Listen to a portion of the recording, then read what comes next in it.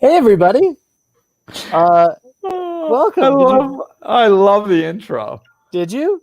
Yeah, that was hilarious. Uh We got to put live Q&A and then underneath a little thing that says from the Dominican Republic though.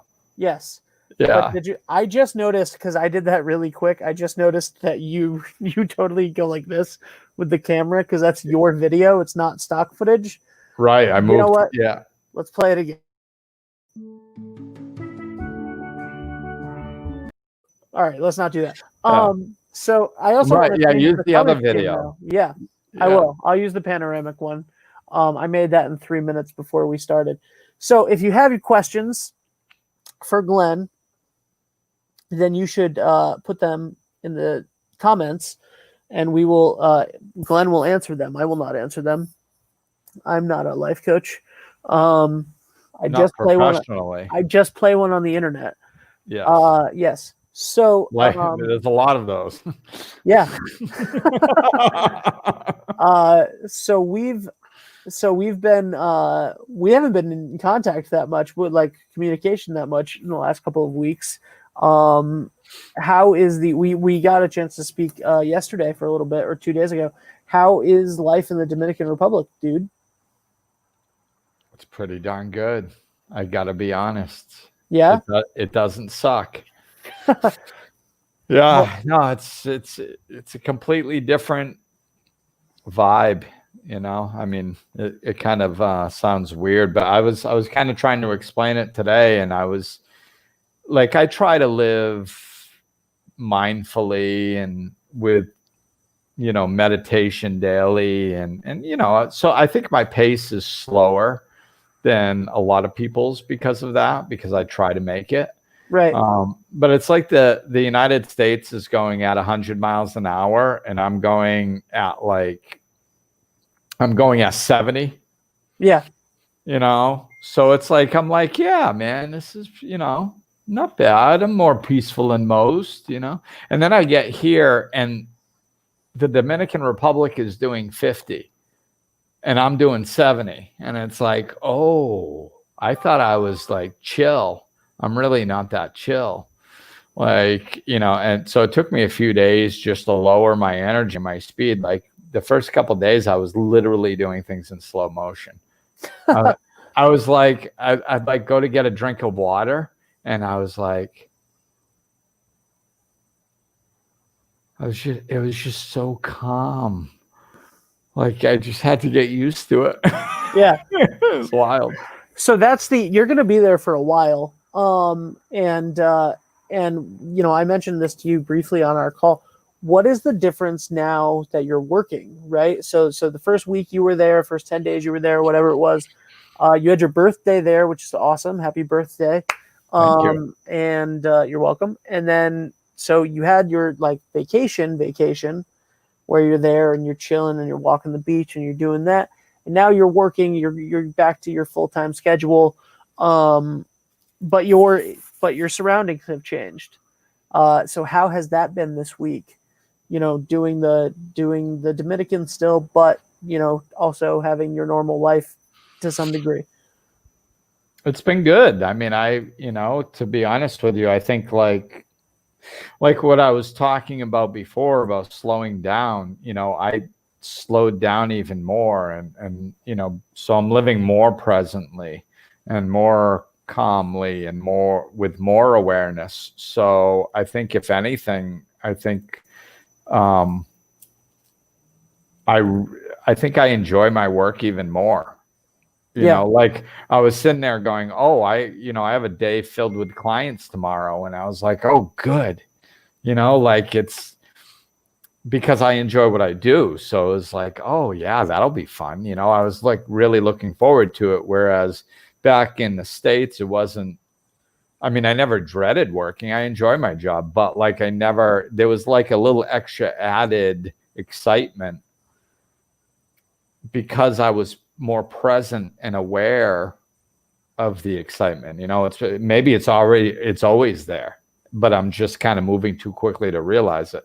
So I think it's enhanced things, just like, which doesn't surprise me. I mean, it's anytime you become more present and more aware in your life and, really take things in the way they are, it enhances your life. It doesn't diminish your life. So yeah, I think it's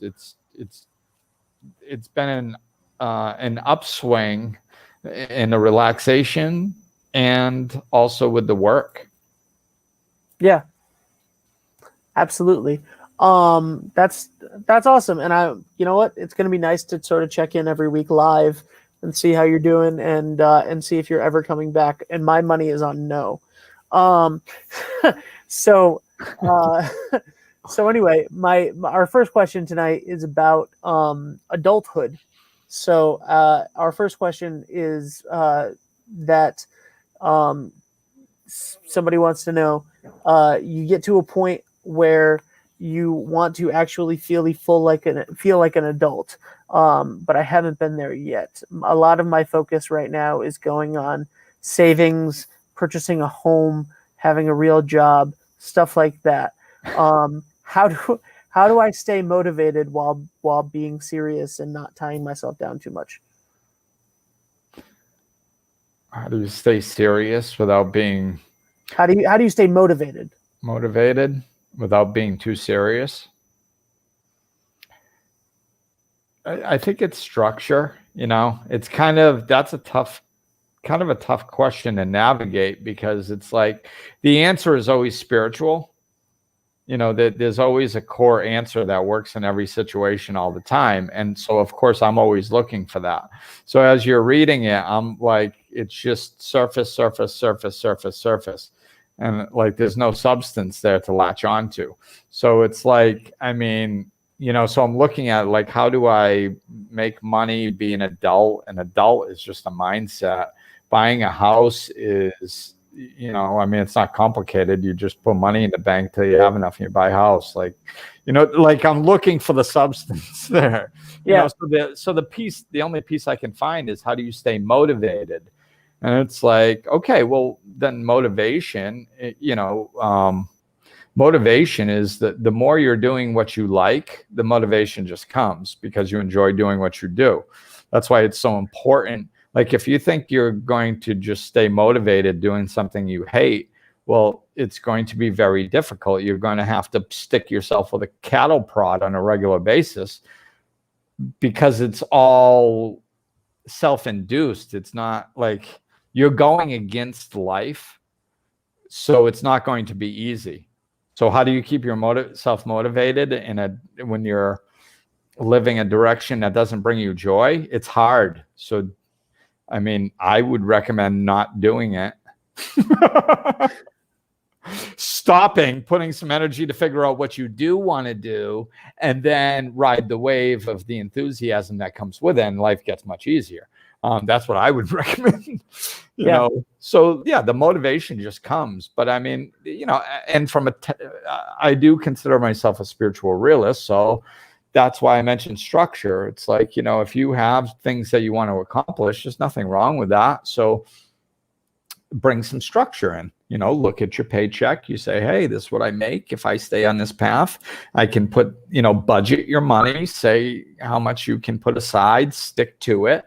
If you don't want to get too serious with life, then structure fun time. That's something a lot of people don't do. Structure fun time. I work too much, so I've gotten pretty good now, but I structured fun time for years. I didn't have to structure work time. I always worked. I had to block off times where I could just, and I didn't necessarily have something to do. It was just like, don't work. Don't do anything serious during this time. Don't work, don't clean, don't run errands, don't do anything responsible during these blocks of time, and that helped me bring in some balance. I think that's really fun. I definitely think that that's probably part of time that I'm missing right now personally is so my father passed away last week or a week and a half ago, and everybody was like, you need to take time off, you need to take time off. And I had a ridiculously busy week last week, and I was like, well, next week I'll take time off. And then I woke up on Monday morning, and I didn't really do much until like a little before noon, and I was like, I am not taking time off. I don't want to. I'll take I want to take time for myself, but I don't want to take time off, and I don't think that that's a bad thing. Like I like what I do, and there are people that there's a church that depends on me. There's the the government of Rhode Island in some ways depends on me to do my job every day, and I don't really want to. And I kind of created this thing where I'm the only person that does these things. So I didn't want to take the time off, and I didn't feel like I needed to, with the craziness of this. But what it did make clear was that I don't set aside a lot of time for, I have friends that I live with that I haven't seen in a couple weeks. Yeah. And, so stuff like that, that is just very apparent to me at the moment. And so structuring some downtime, I think, is really important. Yeah, and I think that makes a lot of sense to me right now. I think your situation is kind of it's a good one to learn from because your life has shifted a lot, and not even with your dad passing, but with COVID, your business is taken off, and you're doing 10 times more than you were, and life does that sometimes. And oftentimes I think we don't understand what balance is. It's okay sometimes to go through a busy stretch. It's okay to work a ton when there's a wave, every once in a while. I don't think there's anything wrong with you working as much as you have.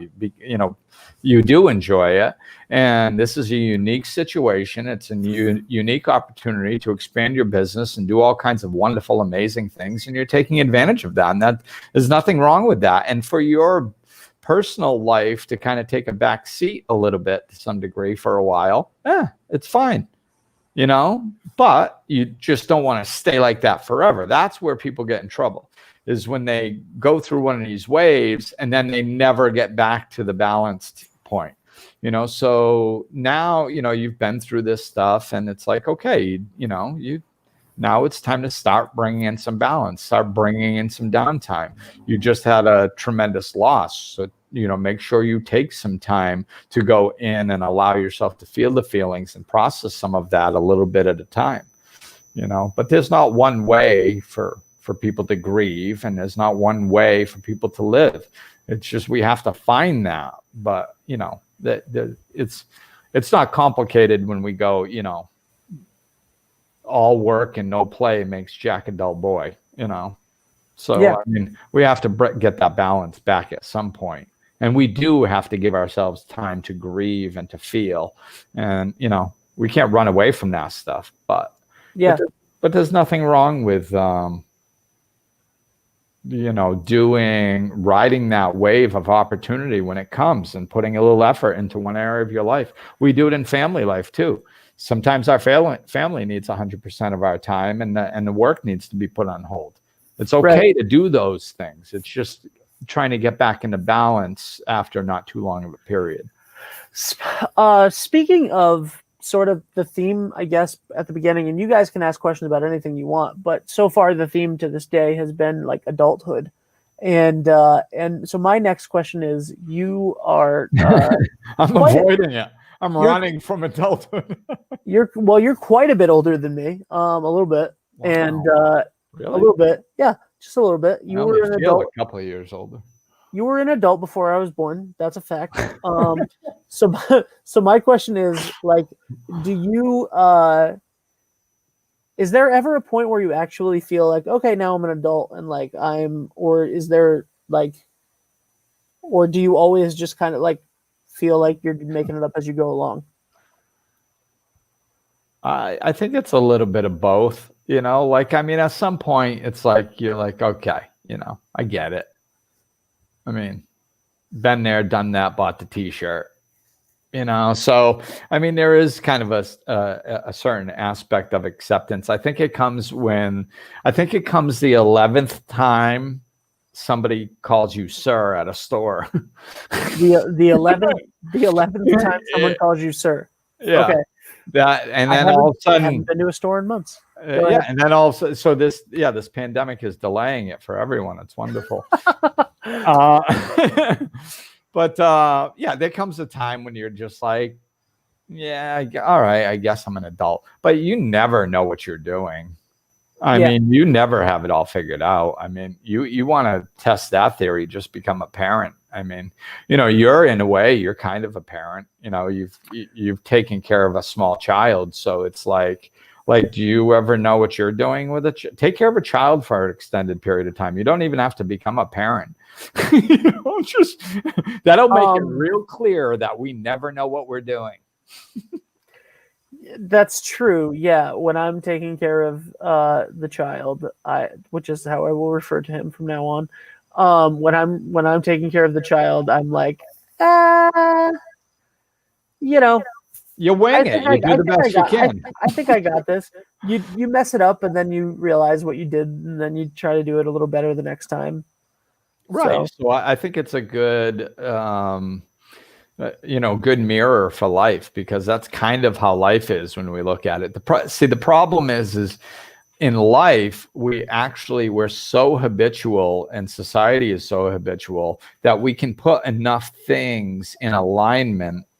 We can control enough things where we actually think we have control more than when we're with a child. With a child, it's pretty obvious. I mean, they're just, they're going with the flow of their own energy. So it's constantly changing, and we can't really control what's happening. So it's more obvious.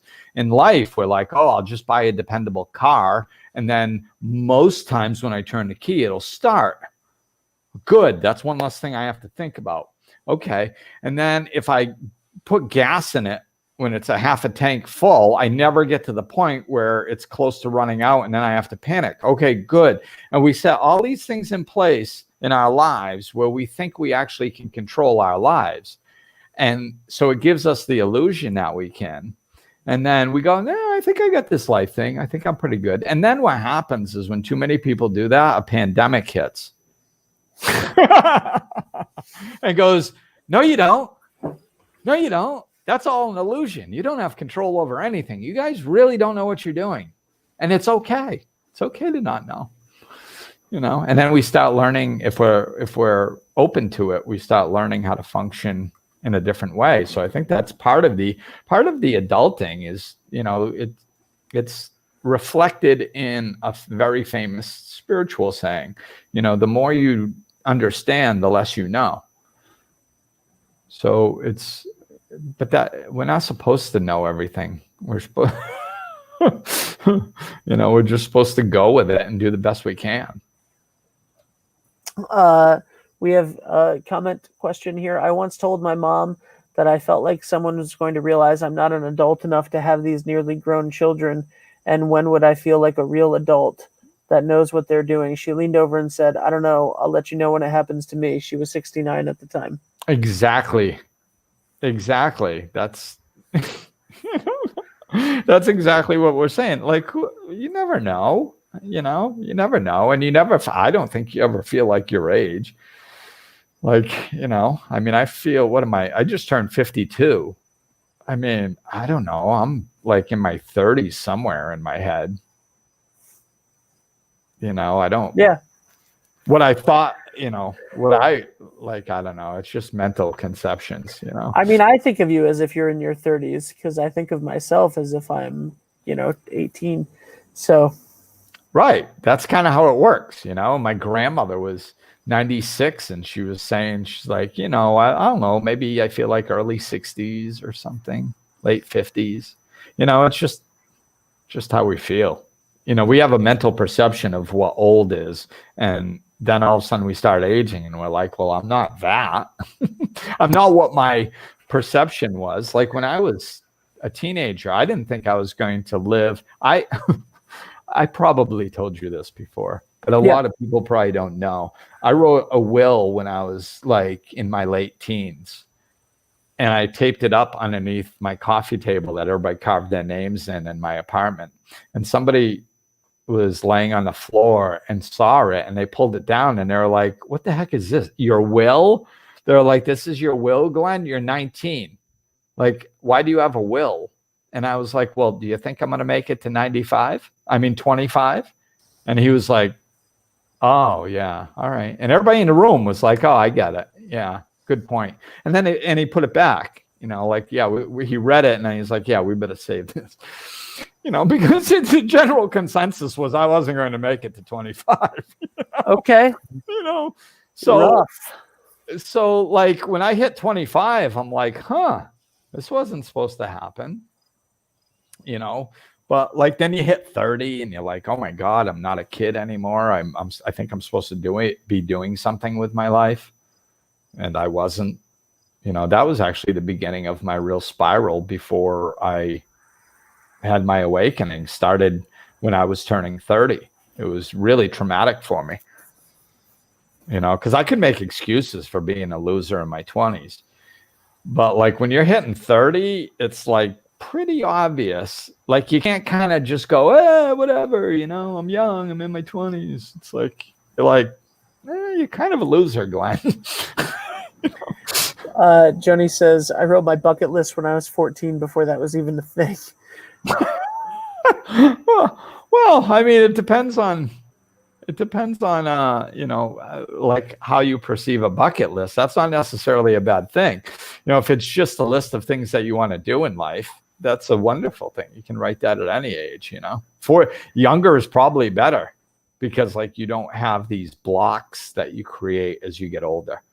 You're like, oh my God, I want to go to Egypt. And that's just as possible as going to the next town over tomorrow.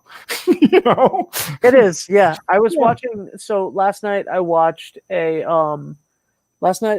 movie from the 70s that is about Westerly. It was made like a small town film about the town that I live in, but it was from the 70s, about 45 minutes. And it was all about like the main narrative of the movie. It's a documentary. The main narrative of the movie was these two guys who were like in their early 20s, maybe late 20s. And they were talking about like, how everybody in this town just stays and they want to like go out and do stuff. And the whole thing was like, don't get married. That's a trap. It was the 70s. And they made a plan like halfway through the movie to go to the train station and get a train. And they were like, in like 10 hours, you can be 2,000 miles from here, and they were like, we're going to do that. And then one of them went to the train station. Spoiler alert. One of them went to the train station. The other one didn't. And I was like, yeah, when I was like, I totally realized when I was younger, like, oh yeah, you can just, it's really not that big of a deal. Like once you're 18 and like, you can do whatever you want, it doesn't cost that much money to go to the Dominican Republic for months, So that's, So yeah, and I'm being exposed over here to people who live like that. It's really cool over here because I mean, there's definitely a strong indigenous population in my area, but there's also a lot of expats. There's a lot of expatriates from all different countries all around the world. And there are many different situations, so some of them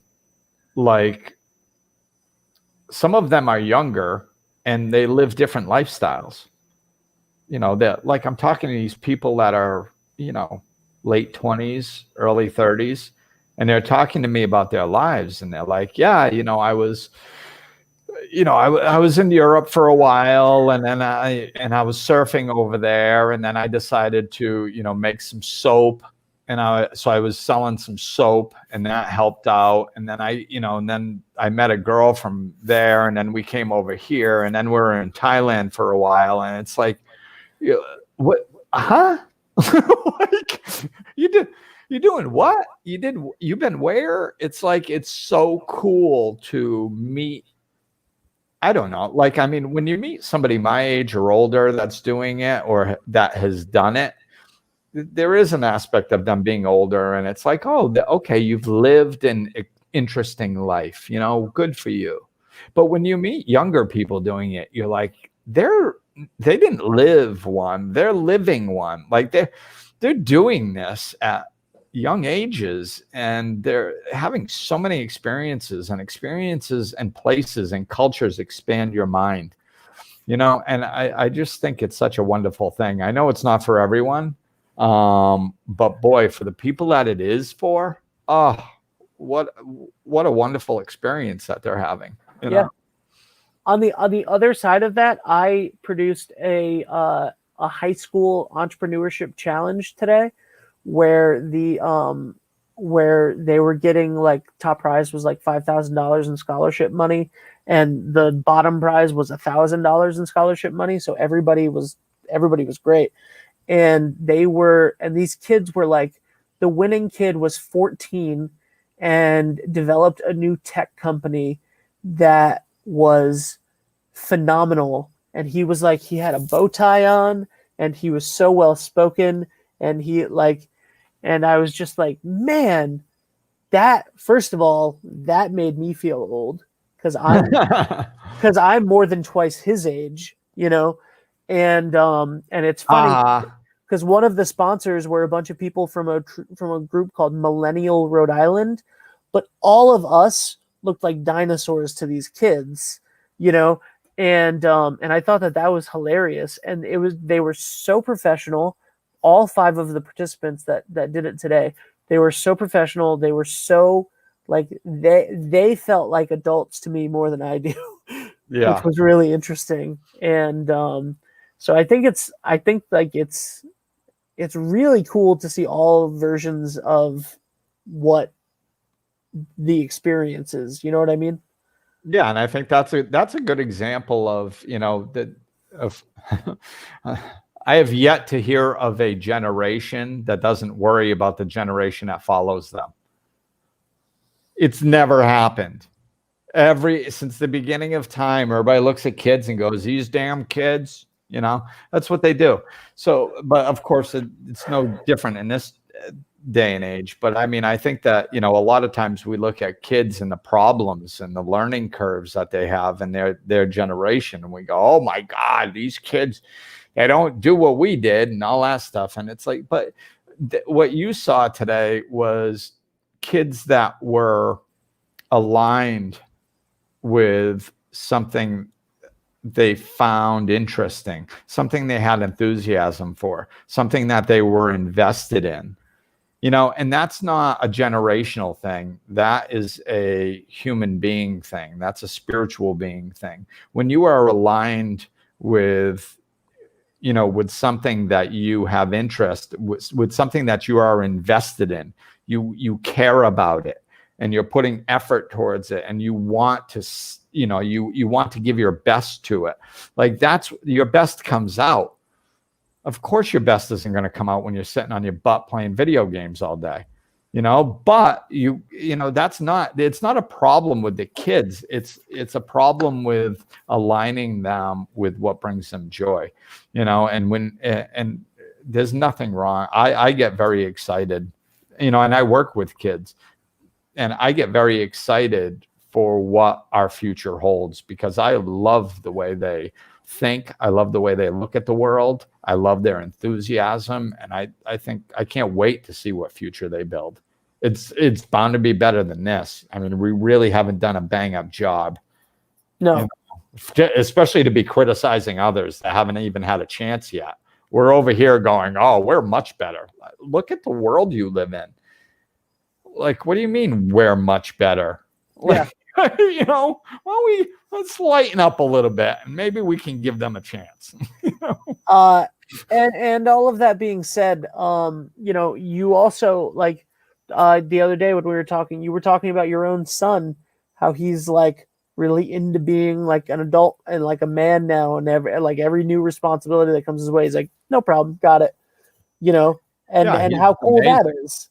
It's amazing, and it's because, from my perspective, like, I saw it, I hate to criticize things publicly, but I don't like the way the school system's set up. The changes, not all the changes, but some of the changes I really don't. I've never been a big fan of school anyway, but like, the biggest problem I see with my son was that, they like, you don't do a paper and then turn it in and get a grade. You do a paper just to, and my son's intelligent, which is another word for manipulative. If somebody is intelligent, they manipulate situations for their benefit. It's what they do. I did it, and he did it. And he learned really quickly at a young age that you just turn something in that's crap and you don't get in trouble. And then the teacher lays out what your corrections are. And then you just follow their instructions, and they tell you what to do differently. So you don't have to think. You just do what they tell you, and then you turn it in again. And then they give you a little better grade, and then they say to do this. And then you get the paper back, and then you do that. And eventually you get a good grade, and they'll just keep giving you tries until you do that. Now, maybe that's not supposed to be the system. Maybe there's some other mindset behind the system, whatever. That's what happened. And he got used to not doing his best at things because of that. He never applied himself to stuff. Fortunately, he had some opportunities to apply himself on the soccer field. But he never applied himself to doing things. And because he didn't experience the joy of applying himself and the self-pride that comes with it and stuff like that. So, fast forward to now, him being an adult, and he's out in the work world, like he doesn't have a choice. Like, you just go do your damn work, and all of a sudden he's like allowing himself to apply himself.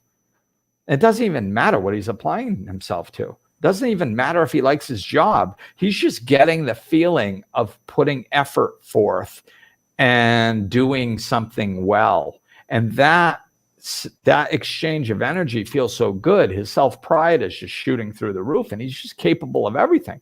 As a parent, you always know that your kid's capable of amazing things. All kids are. But when it's your kid, you can really see it, So you're like, oh my God, they can do so much and they don't even know. And then when you see them blossoming and opening and doing it, and you're like, yes, this is what I was trying to tell you. It's exciting. So yeah, it's wonderful seeing him participate in his own life and just blow the doors off and be able to handle just like anything that life throws at him. He's amazing. Hey, speaking of what I think, this is perfect. We're talking about adults and kids. That's my niece, Kelsey. So to me, she's a kid, but she's an adult now. Right. We have one last question. Cindy says, I have a question about forgiving and moving on. I'm trying to resolve problems with a family member that took my mom's inheritance and claims my mom gave it to her. I'm wanting to forgive her, but it's so hard. We're talking on the phone. She is willing to talk. How do I approach this? She's not owning it and making excuses. Well, I mean, if you want to forgive somebody, you have to base your forgiveness on your perspective, not their actions or their perspective. That's the only real true forgiveness. People think they need somebody to take responsibility for something so they can forgive them. But that's not true, because if that was the only way to forgive people, 90% of the stuff that happened on this planet, we could never forgive. And then everybody would be walking around with resentments, just horrible. We would not be in control of our own happiness. So that's not the system. That's not how it works. We have to understand that forgiveness comes from us, through us, for us. It has nothing to do with the other person. Forgiveness is not about saying what they did was right. It's not about saying that they shouldn't have any consequences for what they do. It's not about saying that I want to be best friends with you again. It's not about any of that. Forgiveness is just about that. Whenever I say it this way, it's interesting, because to me, forgiveness and acceptance are basically the same thing, because forgiveness is not wishing that the past was different. I heard Oprah say that once. And I said, isn't that interesting? Because that's the exact same thing I say about acceptance. Acceptance is not wishing the past was different, or the present for that matter.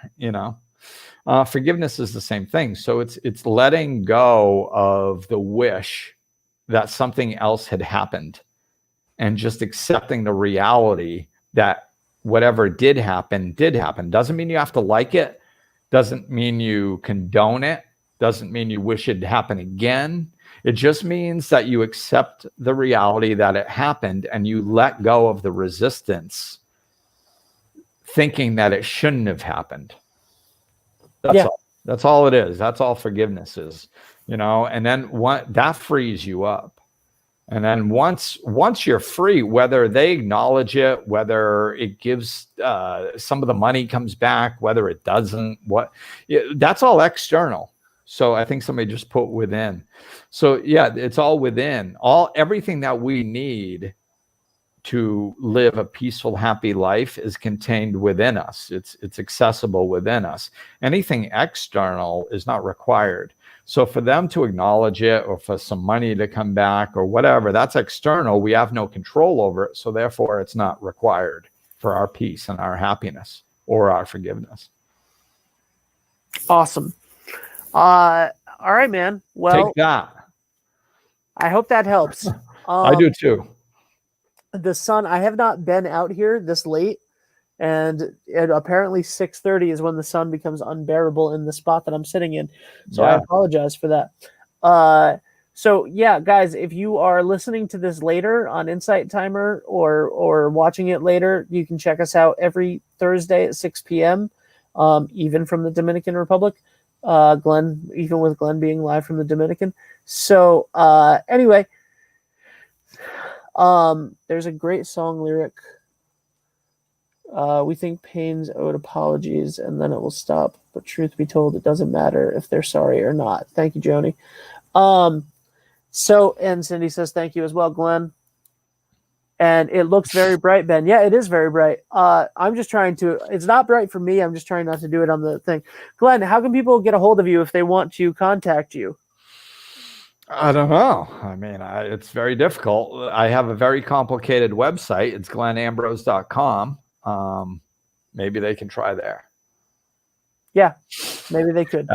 There's links to everything there. My book, my podcast, everything. Yeah. So check out glennambrose.com and email me at, you guessed it, Glenn@glennambrose.com. So hi, Nicole. Came in late. That's all right. Nicole. Yeah, you can rewatch. And yeah. All right. And thanks for tuning in, my niece, Kelsey. Nice seeing her on here. She's in North Carolina. I almost said South Carolina. How dare you? I know. All right, guys. Thank you very much, and we'll see you next week. Yes, we will. And thank you, Kelly. So thanks, everybody. And we'll be coming to you from the Dominican for a couple months. Talk to you soon. Bye.